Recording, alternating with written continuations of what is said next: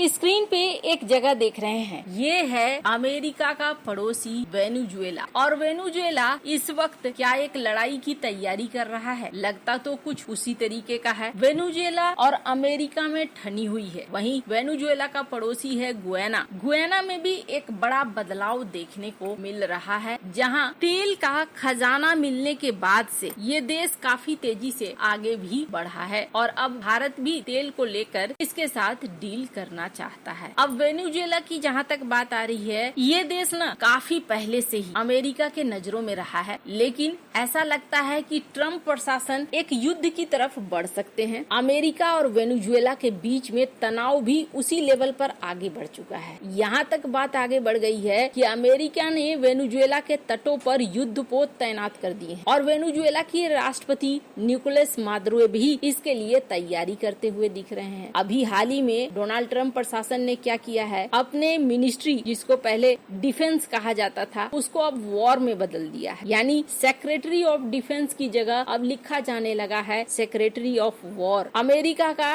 Defence department अब America का war department बन गया है। और डोनाल्ड ट्रम्प का ये मानना है कि चूंकि जब ये पहले ही नाम इस तरीके से था डिपार्टमेंट ऑफ वॉर, तो उस समय अमेरिका ने पहला विश्व युद्ध जीता, दूसरा विश्व युद्ध जीता, तो एक बार फिर से अब अमेरिका ने इसी नाम को अपनाना शुरू कर दिया है। लेकिन ये दिखला रहा है कि अमेरिका ने अपनी सोच को बदल लिया है। अब अमेरिका डिफेंस वाले मोड में नहीं जाना चाहता है, बल्कि अब अमेरिका वॉर वाले मोड में भी जाना चाहता है। अब सवाल ये है कि इसके बाद पहले निशाने पर कौन आएगा, किसके साथ युद्ध होगा? तो यहाँ क्या पहला देश बनने वाला है वेनेजुएला? दरअसल ये जो टेंशन है ना, ये टेंशन अभी नहीं बल्कि जुलाई से शुरू हो चुका था। जुलाई महीने में राष्ट्रपति डोनाल्ड ट्रम्प ने कथित तौर पर एक आदेश जारी किया और इस आदेश में लैटिन अमेरिकी ड्रग कार्टेल्स को आतंकवादी संगठन घोषित किया गया। मतलब एक ऐसा गैंग जो गैंग ड्रग्स वगैरह का सप्लाई कर रहा है। डोनाल्ड ट्रम्प जब से सत्ता में आए हैं तब से इस चीज को लेकर बहुत फोकस किया जा रहा है कि अमेरिका में ड्रग्स का एंट्री बैन हो, उसे रोका जाए, और इस वजह से बहुत एक्टिव तरीके से ये काम भी कर रहे हैं। तो इन्होंने सीधे सीधे लैटिन अमेरिकी ड्रग कार्टेल्स को, संगठनों को आतंकवादी संगठन घोषित कर दिया। अब वेनेजुएला का कुछ ऐसे ग्रुप हैं जिन ग्रुपों को सीधे सीधे इसमें शामिल किया गया कि ये एक आतंकी संगठन हो गए। पर अमेरिका का एक आरोप है, जो आरोप इस टेंशन को और बढ़ा रहा है कि मादुरो खुद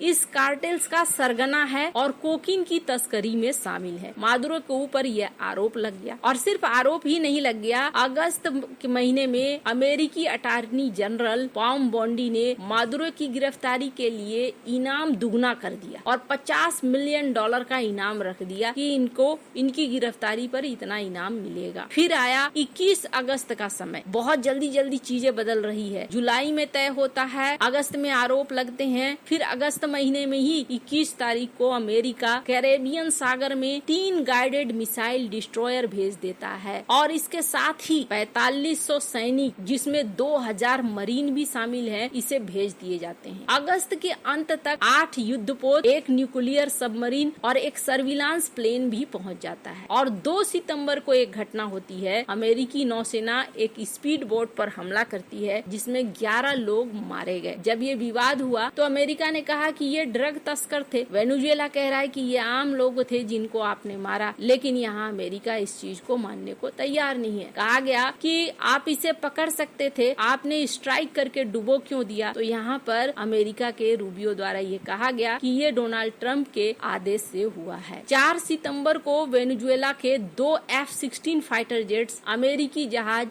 USS जेसन डनहोम के ऊपर उड़ान भरी और कहा गया शो ऑफ फोर्स, यानी कि यहाँ वेनेजुएला ने दिखाया कि हम डरते नहीं। और जब ये दिखाया तो अमेरिका ने 5 सितंबर को 10 F-35 स्टील्थ फाइटर जेट्स को भेज दिया प्यूर्टो रिको में। ये कहाँ पर है? ये वेनेजुएला से सिर्फ 550 मील दूरी पर है। ट्रम्प का कहना है कि हम रिजीम चेंज की बात नहीं कर रहे हैं, लेकिन वेनेजुएला का चुनाव अजीब था। और मादुरो का कहना है कि अमेरिका हमारी संप्रभुता पर हमला कर रहा है और हम युद्ध के लिए तैयार। वेनेजुएला ने 15,000 सैनिक कोलंबिया बॉर्डर पर तैनात कर दिए हैं, 4.5 मिलियन मिलिशिया सदस्यों को एक्टिव कर दिया। लेकिन सवाल ये पैदा होता है कि अगर दोनों के बीच में लड़ाई होती है तो जीतेगा कौन? तो जरा अंदाजा लगाइए। अगर मिलिट्री रैंकिंग की बात करें तो अमेरिका दुनिया का नंबर 1 है, वेनेजुएला दुनिया का 50वां नंबर पे है। नौसेना जहाज की बात करें, अमेरिका के पास 11 एयरक्राफ्ट कैरियर है, वेनेजुएला के पास कोई एयरक्राफ्ट कैरियर नहीं है। फाइटर जेट की बात करें तो अमेरिका के पास 13,000 प्लस एयरक्राफ्ट है और वेनेजुएला के पास 200 पुराने जेट हैं। सैनिक की संख्या बात करें, 13 लाख एक्टिव सैनिक है अमेरिका के, 12 लाख है मिलिशिया सैनिक। बजट की बात करें तो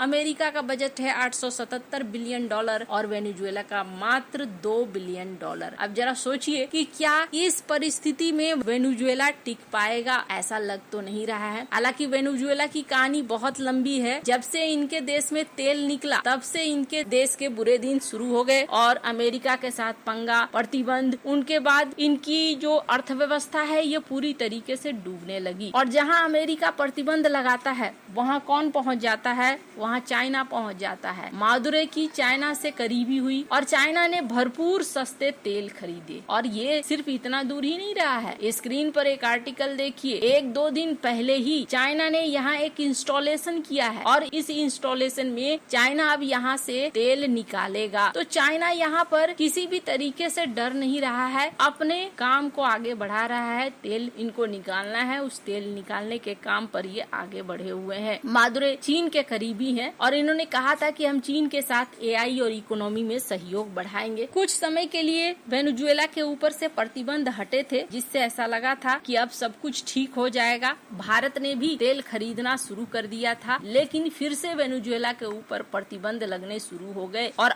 अब तो एक्शन वाले मोड में आ गए हैं डोनाल्ड ट्रंप। अब यहाँ पर कुछ लोग ये कह रहे हैं कि वेनेजुएला पर जो ये एक्शन हो रहा है ये तेल की वजह से हो रहा है, क्योंकि दुनिया में सबसे ज्यादा तेल अगर किसी के पास है तो ये वेनेजुएला के पास है और कहीं न कहीं वेनेजुएला के तेल के खजाने पर कब्जा की बात हो रही है। वैसे आपको बता दूं 300 बिलियन बैरल का भंडार है वेनेजुएला के पास। अभी गुयाना, इसके पास भी एक विशाल भंडार निकला हुआ है। वेनेजुएला और गुयाना दोनों में काफी टेंशन भी रहा है। भारत के गुयाना के साथ अच्छे संबंध है, वेनेजुएला के साथ भी अच्छे संबंध रहे, लेकिन गुयाना पर चूंकि प्रतिबंध नहीं लगा है तो भारत ने कई सारे डील भी करने की कोशिश करी है। अभी गुयाना में फिर से इरफान अली आए हुए हैं राष्ट्रपति के तौर पर। पीएम मोदी ने उन्हें बधाई संदेश दिया। अब देखना होगा आगे क्या होता है। क्या यहाँ पर चाइना की एंट्री होती है? नहीं, चाइना इस युद्ध में सीधे एंटर नहीं करेगा। चाइना इकोनॉमिक तौर पर, हथियारों के तौर पर मदद कर देगा, लेकिन चाइना यहाँ पर वेनेजुएला के साथ मिलकर इस लड़ाई को नहीं लड़ने वाला है। वैसे आपको क्या लगता है इन सब मामले में? आप क्या राय है कमेंट कर जरूर बताएं। जल्द मिलते हैं अगली वीडियो में नई खबर के साथ।